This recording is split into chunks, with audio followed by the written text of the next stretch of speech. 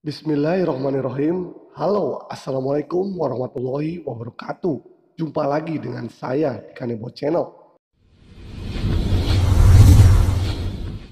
Pada kesempatan kali ini, saya akan mereview sebuah film requestan bosku yang berjudul Agas. Film yang dibintangi oleh Sunil Setty dan Susmita Sen. Film tentang keberanian seorang pemuda desa dalam melawan kekejaman sekelompok preman yang tak tersentuh hukum.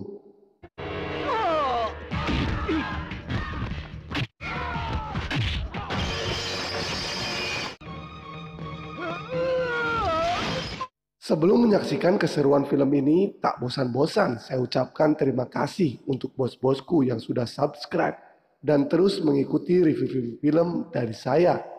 Dan bagi bosku yang belum subscribe, dimohon tekan dulu tombol subscribe-nya. Tanpa panjang lebar lagi, sudah siap kopi dan cemilannya? Yuk, mari kita saksikan keseruan review film berikut ini.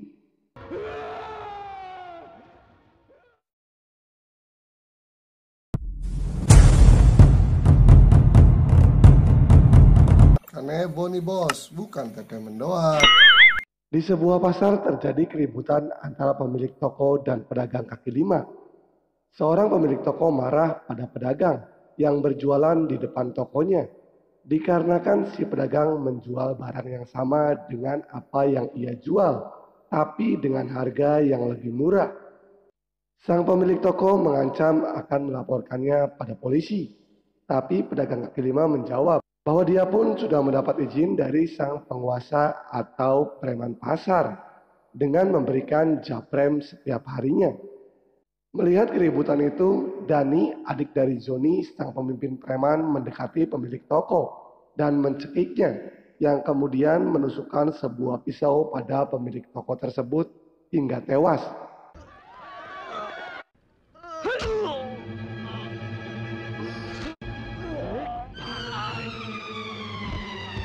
Lalu polisi datang untuk menanyakan pada para pedagang siapa yang telah membunuh pemilik toko tersebut. Karena takut tidak ada satupun dari mereka yang mau mengatakannya. Lalu datanglah seorang pemuda yang juga seorang pengacara bernama Haris untuk memberi kesaksian atas kejadian tersebut. Seketika polisi langsung menggerebek rumah dari Dani, membawanya ke kantor polisi. Mendengar Dani ditangkap oleh polisi, Joni sang kakak marah dan menyuruh anak buahnya untuk menculik kakak Haris dan seluruh keluarganya. आज मेरा भाई लॉकअप में बंद है साले कल किसी को मरते देखा है Di kantor polisi, Haris yang ingin menandatangani berkas kesaksiannya didatangi oleh kakaknya, yang kemudian membawa Haris keluar kantor polisi. Di luar, Haris melihat Joni telah menyandra kakak ipar dan ponakannya dalam sebuah mobil. Ketika kembali ke dalam, Haris membatalkan kesaksiannya dengan berpura-pura gila. Hal itu membuat Dani menjadi bebas.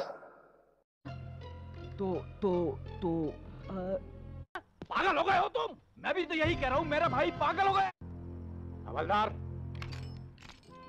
Di sebuah stasiun kereta nampaklah seorang laki-laki yang baru datang dari Punjab. Dia adalah Gopin Narang yang diperankan oleh Sunil Setty. Gopin datang ke Mumbai untuk menemui pamannya yang bernama Nanda yang diperankan oleh Anupam Kher. Govin bersama adiknya Ratna ingin tinggal di rumah pamannya agar sang adik bisa kuliah di kota Mumbai. और नई जिंदगी आंसुओं से शुरू नहीं की जाती। Kemudian di suatu tempat, seorang gadis bernama Gitika yang diperankan oleh Namrata Shirodkar sedang kongkow dengan teman-temannya. Tiba-tiba tasnya dijamret oleh seorang pria bermotor. Gitika dan teman-temannya pun mencoba mengejar si penjamret tersebut sambil berteriak, "Jambret, jambret." Melihat itu, Govin yang sedang jalan-jalan menghalangi jambret tersebut dengan mencengkereng dan mengangkatnya ke atas. Sampai-sampai jambret itu ngompol di celana. पानी पानी रे खारा चल चल तेरी तो बहुत दिन से Malam hari di rumah, Govin menceritakan kejadian penjabretan tadi siang pada pamannya. Tapi pamannya berkata bahwa sebaiknya Govin tidak terlalu ikut campur masalah di kota besar seperti Mumbai dan meminta pada Govin untuk fokus pada niat awalnya datang kemari. Lalu tiba-tiba terdengar suara teriakan anak gadis Nanda dari luar. Ternyata Gitika yang tadi siang ditolong oleh Govin adalah anak dari pamannya tersebut. Ketika Gitika sedang menceritakan kejadian tadi siang pada ayahnya, ia terkejut. Ternyata orang yang menolongnya berada di depannya. तो सेम गोविंद के साथ भी हो गया यार। गोविंद हाँ। नमस्ते। Karena telah ditolong oleh Govin, Gitika pun berjanji akan membantu mengantar Ratna untuk bisa kuliah di universitas yang sama dengannya. Esok paginya, Gitika pun mengantar Ratna untuk bisa kuliah di universitas tersebut. Untuk mendapatkan simpati Govin, Gitika mencoba mendandani Ratna sebagai gadis modern dan modis. Bukannya senang, Govin malah marah pada Gitika karena menurutnya pakaian adalah kehormatan untuk kaum wanita dan mulai menyuruh Ratna untuk mengganti pakaian yang ia pakai. जाओ अंदर जाके कपड़े बदल के आओ, जाओ। जी भैया। फैशन और बेशर्मी में फर्क होता है। वे Govind Kemudian di pasar, Dani yang masih dendam pada Haris memanggilnya. Dani mengatakan apakah Haris masih ingin bersaksi atas kelakuannya tempo hari. Dani pun menantang Haris untuk melaporkan apa yang akan ia perbuat kali ini. Dani pun mendekati seorang gadis dan menariknya ke dalam sebuah toko, berusaha untuk mewik-wiknya. Melihat percobaan perkosaan Dani, tidak ada satupun orang di pasar yang berani menghentikannya. Sampai tibalah Govin yang sedang berjalan-jalan dengan Ratna dan Gitika. Mendengar teriakan minta tolong, Govin pun mendatangi toko tersebut. Lalu Govin membuka toko tersebut dan mulai mengajar Dani dan anak buahnya.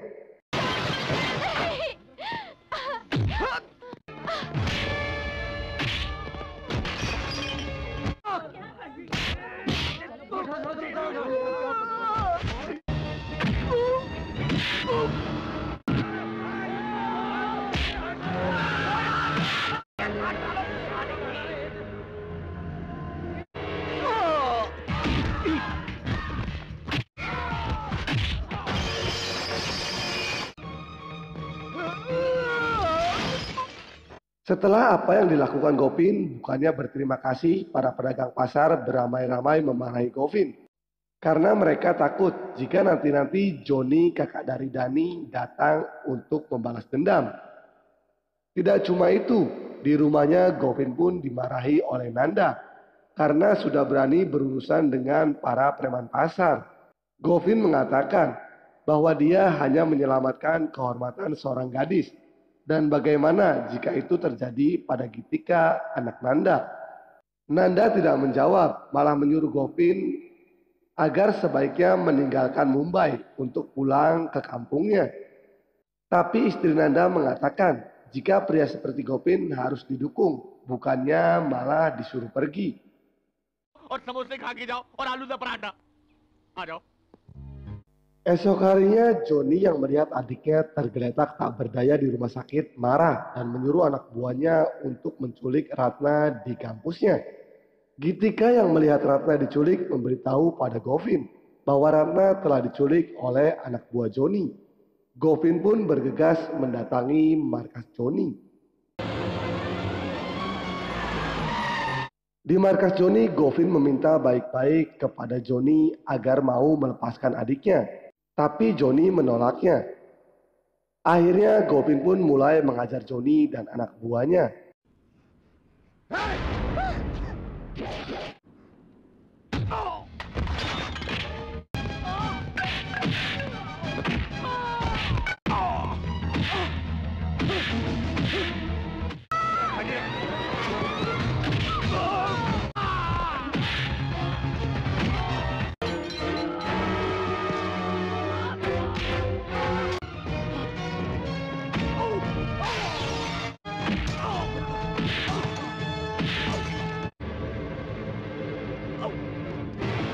Melihat kehebatan Govin dan ketidakberdayaan Joni, para pedagang pasar mulai berani melawan Joni. Mereka pun beramai-ramai mempermalukan Joni dengan menelanjangi dan membotaki kepalanya.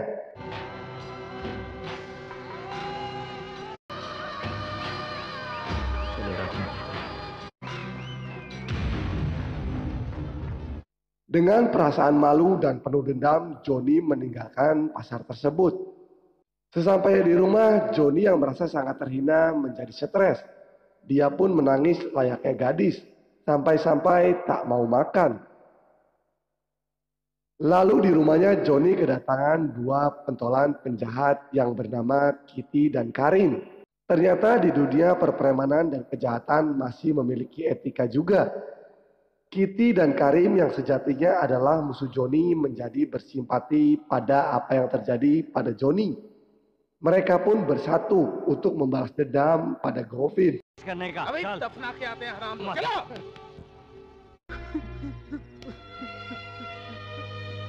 Pada suatu siang, Govin datang ke pasar atas undangan ketua asosiasi pedagang yang bernama Ramcharan. Di situ Ramcharan dan para pedagang berterima kasih karena Govin telah berhasil mengusir Joni dan anak buahnya. Ramcharan berkata jika para pedagang telah setuju untuk mengangkat Govin menjadi keamanan dan akan memberikan japrem yang biasa mereka berikan pada Joni untuk Govin. Tapi Govin menolak dengan mengatakan bahwa hanya pemerintahlah yang berhak memungut pajak pada mereka. Ketika sedang mengobrol, tiba-tiba Kitty, Karim, dan Dani datang bersama anak buahnya. Melihat mereka sangat banyak dan membawa pedang, Govin pun berusaha untuk mengaburkan diri.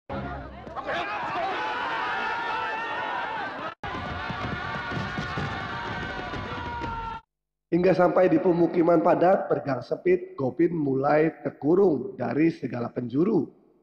Sabetan-sabetan pedang pun tak terhindarkan, membuat Govin pun terluka di mana-mana. Dengan sisa-sisa tenaganya, Govin terus berlari, hingga sampailah di sebuah rumah home industri Bon Cabe. Govin pun masuk ke dalam, yang kemudian disusul oleh para penjahat tersebut. Merasa sudah terkepung, Govin mencerowok bubuk cabe di tangannya. Melihat itu, mereka pun ketakutan karena mereka mengira Govin akan melemparkan bubuk cabai tersebut pada mereka. Tanpa diduga, Govin mengoleskan bubuk cabai tersebut pada luka-luka di tubuhnya. Hal itu membuat Govin mendapat kekuatannya kembali dan mulai menyerang para penjahat tersebut layaknya orang kesetanan. Govin mulai melawan dan memukuli mereka. Melihat Govin ngamuk seperti orang gila, mereka pun kabur terbirit-birit. Govin terus mengejar mereka dan berhasil memukul mereka satu persatu.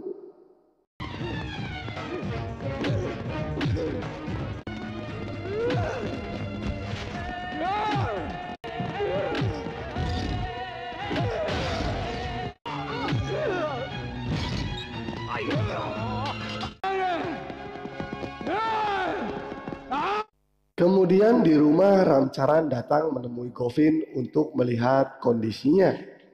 Ramcharan mengajak Govin pergi ke pasar untuk membicarakan sebuah pekerjaan. Tapi sesampainya di pasar, Govin dan Ramcharan melihat keributan antara pemilik toko dan pedagang kaki lima tentang perebutan lahan dan barang dagangannya.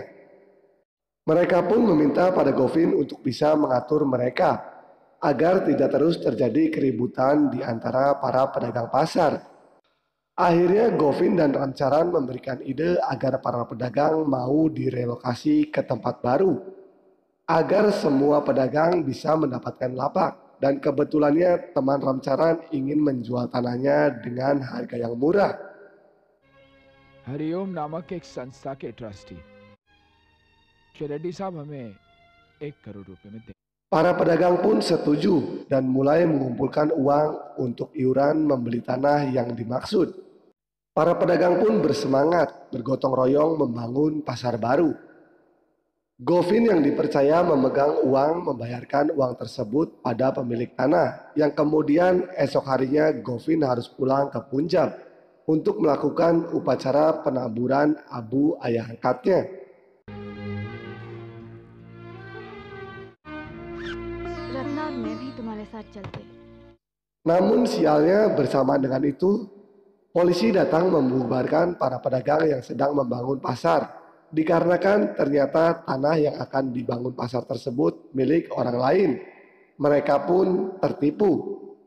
Di tengah kepanikan para pedagang, anak buah Joni datang menghampiri mereka dengan berkata bahwa Govin telah kabur membawa uang iuran mereka. Para pedagang marah dan berbondong-bondong mendatangi rumah Nanda. Di rumah Nanda mereka mengamuk, merusak barang-barang yang ada di rumah Nanda dan berusaha menyandar Ratna, adik Govin. Lalu Ramcharan datang dengan membawa seorang polisi wanita.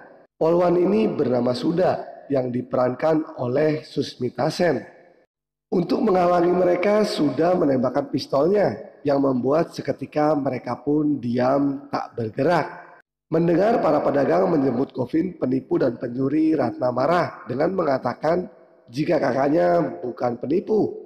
Karena uang yang mereka kira dibawa oleh Govin tidak seberapa dibandingkan harta warisan yang ia tinggal dan sumbangkan untuk masyarakat yang ia dapat dari ayah angkatnya. Disinilah Ratna mulai menceritakan kehidupan Govin sewaktu masih di kampungnya.